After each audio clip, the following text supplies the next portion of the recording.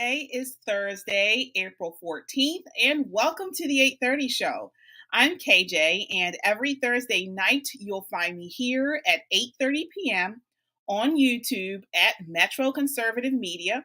Please hit the subscribe button and give me a thumbs up. At the same time, I'm also live on Facebook at the Metro Conservative Media page. So as you guys know, we are trying to get our videos to a broader audience and recognized all over Maryland, and for that matter, the country. So the only way that happens is if you drop a like right now and a comment. So like this video, subscribe to our YouTube, and comment on YouTube or Facebook. Comment and put in your Cash App. Yes, put in your Cash App. And every comment will enter you in a drawing for free money. Okay, so I'm conservative and we don't usually give away free money, but tonight you will get that free money. So again, comment and put in your Cash App, and then every time you comment, whether you're on YouTube or Facebook, you will get entered into a drawing for $25 cash. So put in your Cash App code, all right? Also, as you join the conversation, we will respond to your comments throughout the show. So as you guys know, this is a show where I chat with various individuals about important issues that directly impact our communities. Tonight, I am talking with Amal Torres. Amal was born in Somalia. She came to the United States with her mother and siblings in the late 90s, fleeing from the civil war in Somalia. She enlisted in the U.S. Air Force while in undergrad. She was an intelligence analyst, and she deployed to Afghanistan. Now she is running for the United States Congress in Congressional District 3. Hi, Amal. Thanks for joining me tonight. Hi, KJ. Thank you for having me. I really appreciate it. It's nice to be here. Yes, absolutely. I'm so excited to talk with you tonight. And so the audience can get to know you a little bit better and hear all about your campaign. For sure. I'd love to chat. Thank you. Looking forward. All right. So each show I start each show with a random question and answer segment so the audience can get to know you a little bit better in a fun way. Send it. It's a rapid fire round of questions, and you answer as quickly as you can with the first thing that comes to your mind. Okay. All right. Okay. All right. So let's see here. The first one is, what are you most known for amongst your friends? Trivia. Oh, wow. Okay. Yeah, I know random things, well, not even like things that make sense, just random facts. I'm that person. That's cool. Okay. Yeah. City or suburbs? Which would you prefer? I would say a third option that's not available, but of the two, I would say the city, but I prefer the country. Okay. Yeah. All right. What quality do you value most in your friends? Ooh, authenticity. Okay. Cool. Yeah, for sure. This has been a popular question. What is a woman? I'm not a biologist. So as someone who identifies as a biologist, I would say God already told us in the holy books. Science has confirmed that proof that it's someone with 2 X chromosomes and, not the outliers, but there's a general answer of what a woman is. And we all understand it to be 2 X chromosomes and expresses as a woman physically. All right. Bigger world issue, racism or communism? Communism. Okay. And if you had to choose one or the other, homeschool or public school? Historically, now that I'm an adult, I would say homeschool. Yeah, and I can elaborate more on that. Okay. And last question, if you could meet anyone, past or present, who would it be? Ronald Reagan. Oh, okay. Yeah. All right. So, like I said, that was just a quick, fun question and answer portion that we do. Yeah, that was fun. Thank you. Got me thinking, like, who would I meet? All right. So I want to get into kind of like the bulk of most of our shows are pretty much talk about your conservative journey. But with you, you have such an interesting story. So as a woman of color and an immigrant, how has your experience been as a Republican? Ooh, okay. So you asked a very pointed question because I've always been a conservative, but I always haven't been a Republican. Okay. So that journey is a very real journey. I had to come out of the closet as a conservative and actually register as a Republican because I actually grew up when we came to America. We lived in Maryland for a first little bit, but I spent the bulk of my childhood until I was about like 18 in Aurora, Colorado. Oh. If you know anything about Aurora or Colorado, it is decidedly inky, disgustingly blue. Mm. Very, very blue. It's not quite San Francisco bad, but they really do capitalize on that identity politics, pushing socialism and critical race theory and all of that stuff at a very young age.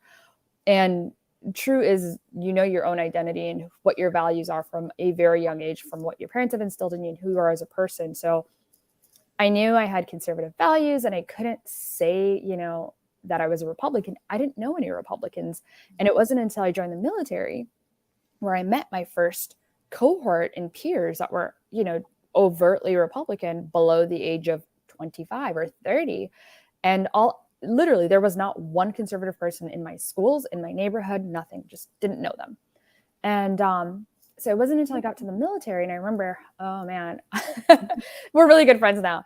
But I was maybe 19, 20 years old, and I'm going through the language portion of my Intel training. Mm-hmm. And I remember like politics came up and Obama was running for his second term. And that was the first year I was going to actually be able to vote. And I couldn't in good faith vote for Obama. He was actually killing a lot of Somali people, which is where I'm from.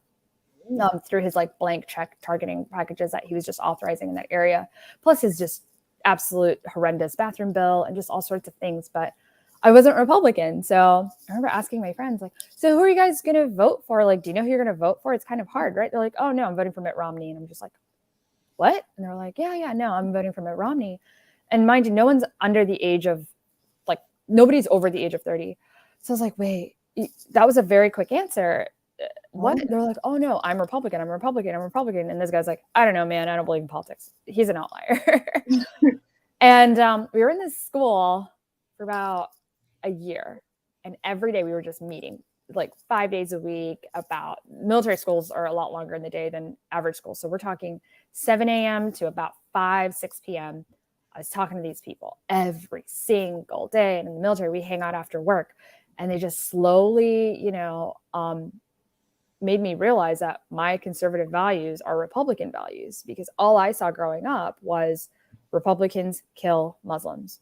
Republicans. And when that's all you hear, that's all you know. It's like, I believe what you believe, but you want me dead. So I really thought like Republicans, the party, was racist. And oh yeah, the key part all through high school and parts of college, which is why I dropped out of college and then later continued my studies at Penn State. I started school in Colorado, was anti-American. Republicans are racist. People said that overtly. Republicans are racist. I know. Yeah. And I'm just like, man, these Republicans sound awful. Like, they'll lynch me on sight. Look at us. Right. So yeah, that's a little bit of my conservative story. Wow. And that's so cool because like you mentioned, and I have people on the show all the time of different ethnicities, different races. And I don't think I've ever had that, what you said, especially about being, so are you Muslim? I grew up Muslim. Okay. So that's my a very strong cultural identity. My spiritual beliefs are very personal to me.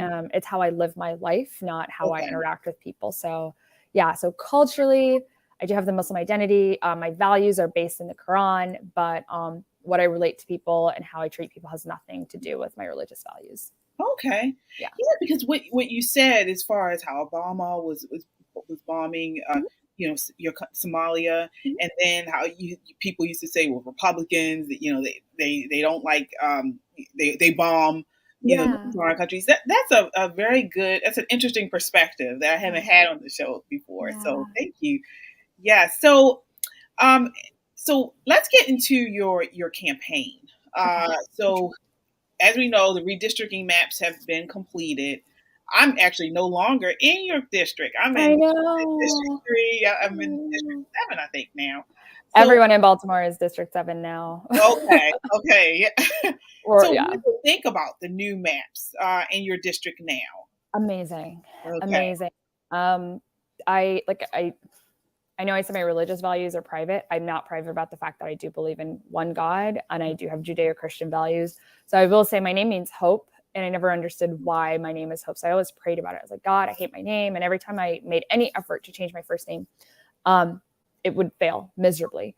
And so I'm just like, whatever. My mom's like, your name means hope. Don't change it.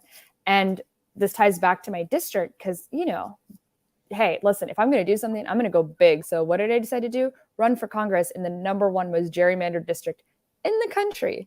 Like it was the most gerrymandered district in the country. And so if you know anything about like cook ratings and stuff like that, it was D+12. The NRCC, everybody else was like, yeah, good luck, man. Yeah, you go do the hard thing. Try to win it. John Sarbanes, yeah, Godspeed. And then I just prayed that, redistricting would work out in the favor. And then, we looked at legislature maps. But what was great was now this district is one of the most competitive districts in the country. Wow. I mean, it just full sweep went completely opposite. Now we have 2 counties and a sliver of another one, whereas before we had roughly 5 and maybe a third or a sixth of each. So I had hope that things would work out, and they did. So yes, they did. So that's awesome. That's awesome. And so as far as this district, what are the top 3 issues that you want to tackle if elected to Congress? For sure. So right now, what I'm realizing is this district is really a microcosm of what's happening on a larger scale in our country. We have a lot of insecurity, and a lot of that insecurity is economic insecurity. Maryland is one of the most highest tax states in this country, to include the counties that are contained in our district are also one of the highest tax counties. So you have Anne Arundel and Howard especially. So what that creates is a lot of people that are now taking a portion of their money and just giving it to the government without anything in return. And so there you go. The taxes are number one in the economy writ large. People don't have money to spend because all of their paycheck is going to this government that's doing what with their paycheck? Education. We have such a problem with education right now. It's very easy to say it's just a single solution. But my time in the military and my time in the DoD, I learned is there's no single solution to anything because somebody would have done it. And so we have to look at it more holistically. And one of the things that our taxpayer money is going to is education. And United States overall, I'll just give you big, broad numbers. We are the biggest economy, number one largest economy, largest exporter, largest importer. We are movers and shakers in this world. We run the world economy. You know what our literacy rate is at? It's not even in top 30. Top 30. There are developing countries that are beating us in literacy. I'm not even going to get into STEM, math, sciences, and technology. I mean, our kids are not able to do math at school level. So we're not talking like at grade level. Like you have high schoolers that are functionally illiterate.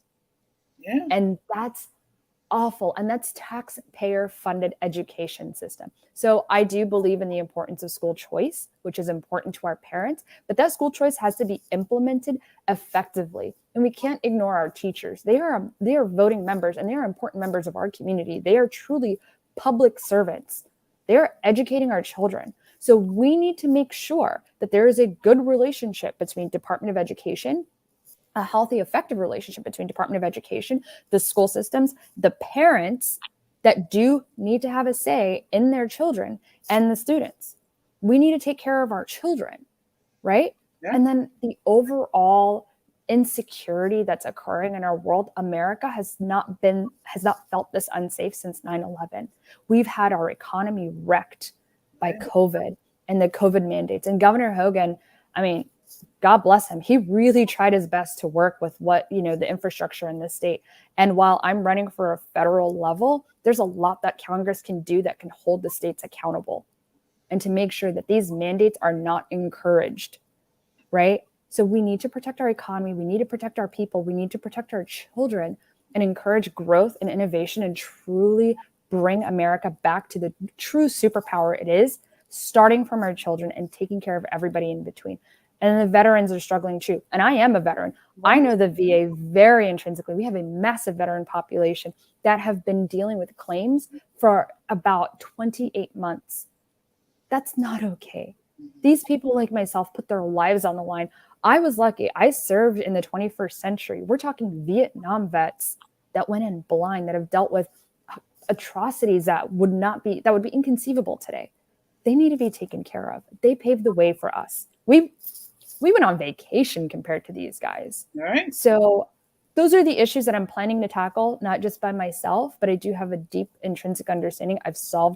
Helped solve. I've not personally solved all of them, but I've helped solve and contributed to some very complex world problems, and I can bring that to Congress. And that's why I'm running for my people in the 3rd district.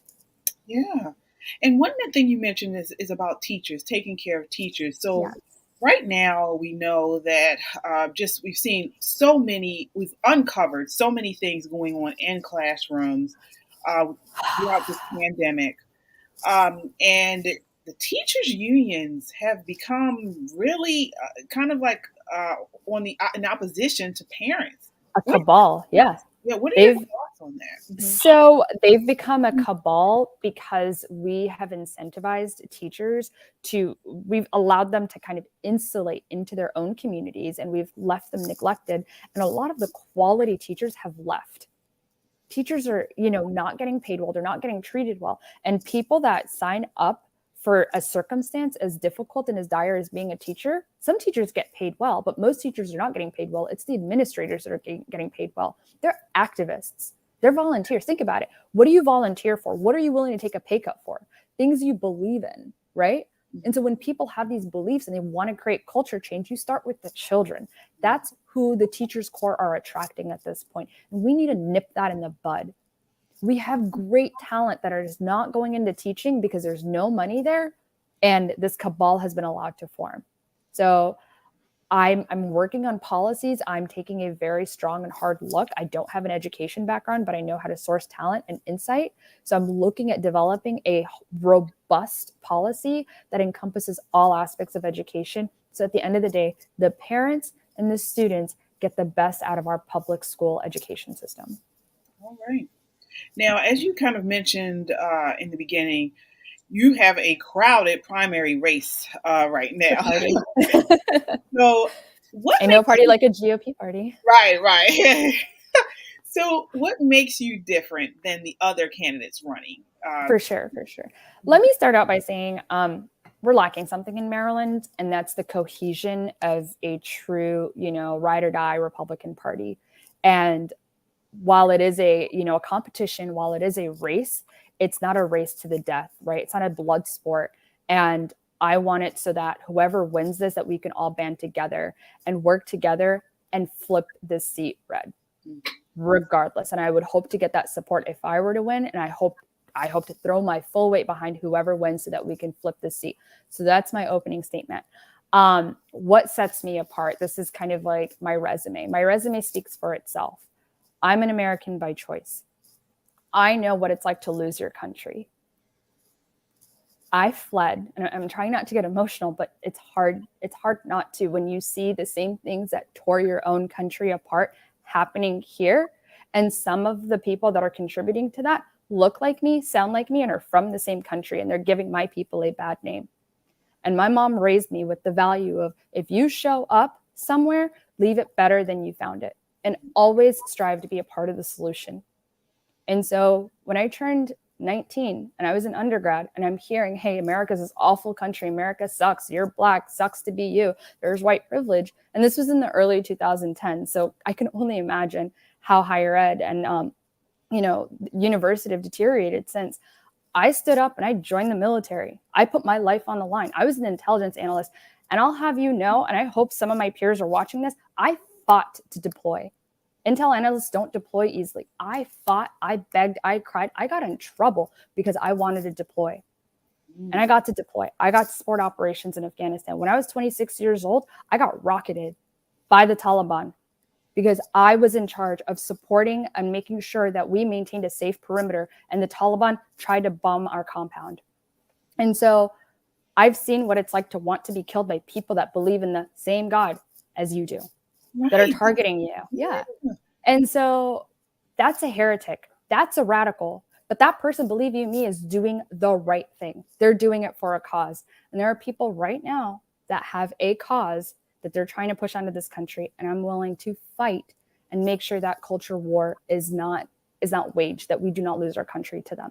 And so, like I said, I've put my life on the line for this country. I have been lauded at many levels. I understand intrinsically how this government works. I've briefed members of Congress, to include John Sarbanes. I don't know if he remembers me. This was a while ago. It was around the first government shutdown. That conversation I can't really get into, but yeah, I did brief him. And I understand how that environment works. I was at the DoD for 12 years, 6 of which was in uniform.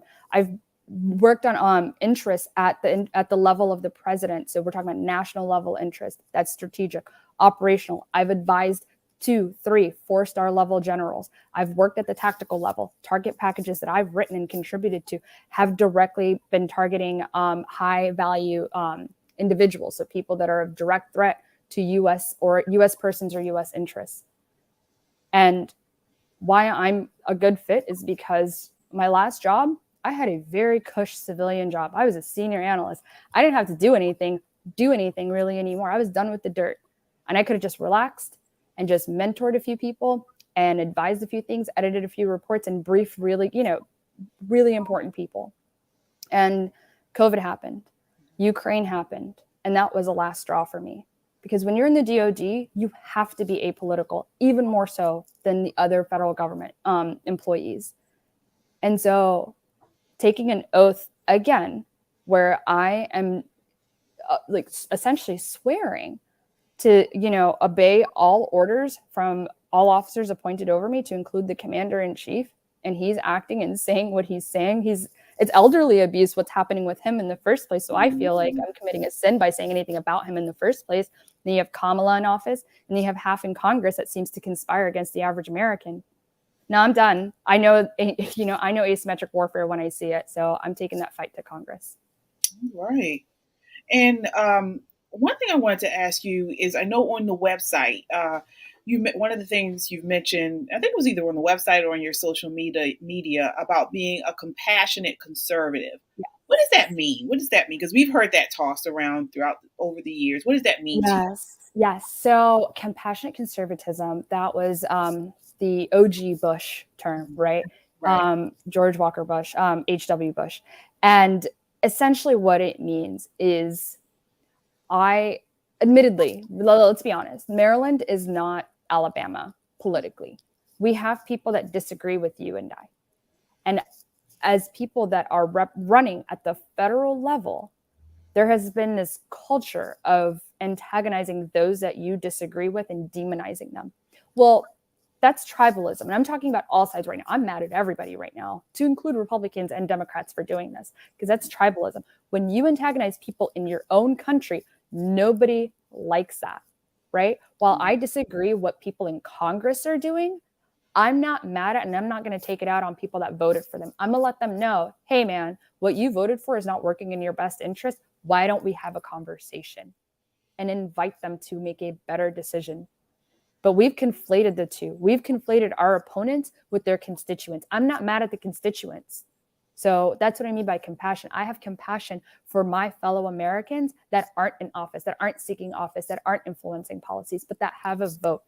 And my duty is to compassionately inform them of their options, show them why I'm a better option, or what the better option is, which is conservative politics, and be an example of that.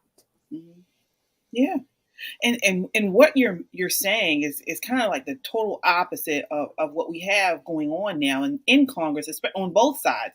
I mean, you have people like the Squad, Yes. and Alexandria Ocasio-Cortez. Yes. Then you have people on our side, like, that are, considered or have been called extreme. Marjorie Taylor Greene, Lauren Boebert, Madison right, Cawthorn, Lauren and it's just like, leave the name America First out of it. Like, just stop. Yeah. And I'm just trying to, at the end of the day, this is our country. We only get one. And I'll tell you what happens when you lose one. You have to learn a new language and pick up on a new identity. It's one thing that I had to do it at like 7 years old. I can't do that again. Mm-hmm. Being a refugee sucks. It really sucks. And when you ruin your own country, you don't just get handed a new one. So... Yeah. And so from that, your background there, what are your thoughts on like the immigration system and the border? It's flawed. Go ahead. What was it? Oh, sorry. I'll let you finish your question. I apologize. No, that was it. Yeah. What is your thoughts on that as far as the border and immigration policy? What are your thoughts there? Sorry, I got excited because I love this question. Oh, People assume that just because I'm an immigrant, I'm like, let us all in here. No. No, lock your doors. You should not let everyone in and leave your door open. That's a stupid policy. And also, like, I didn't just walk here. We were vetted and vetted and vetted and vetted. My country fell apart in the early 90s, and I didn't get to America until 1997. And I, surprised, did not walk here. You know, we didn't overstay our visa here. We were welcomed here, and we did our due diligence and our due process to come here by invitation. And we asked politely. And if the answer was no, we were going to figure something out, whatever it be, right? So with that being said, our border needs to be secure. It's actually a massive national security threat. I can see the problem with just letting people here and take advantage of our system and all of that. That is an issue. Don't get me wrong. But honestly, families and children aren't that's one thing. The bigger thing right now is a national security threat at our border, right? So we have the likes of Hezbollah that has made it a point to penetration test our borders to see how porous it is and what they can get through. Our fentanyl crisis is flowing in through the borders. And also, surprise, our supply chain is also flawed, which is a border issue as well. They're coming in through the ports of Baltimore, right? So you have countries that are intent on destroying our country that are leveraging our weak border against us. No other country has a border as weak as ours.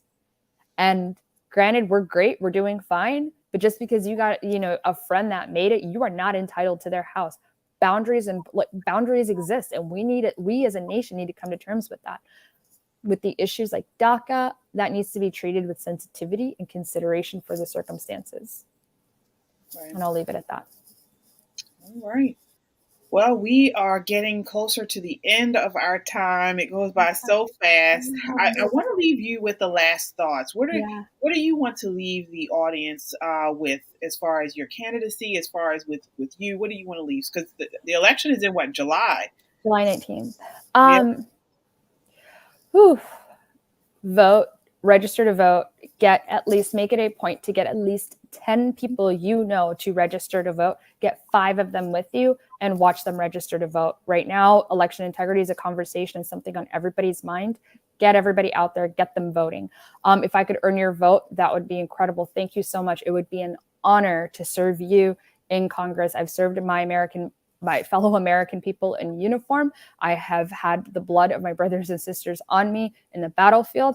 And today I want to turn that around and bring that service to Congress. I'm not doing this for any other reason. I have a great job that I walked away from entirely in spirit. Like, it was just the right thing to do. So if that's my only parting thoughts, get somebody to vote, go vote.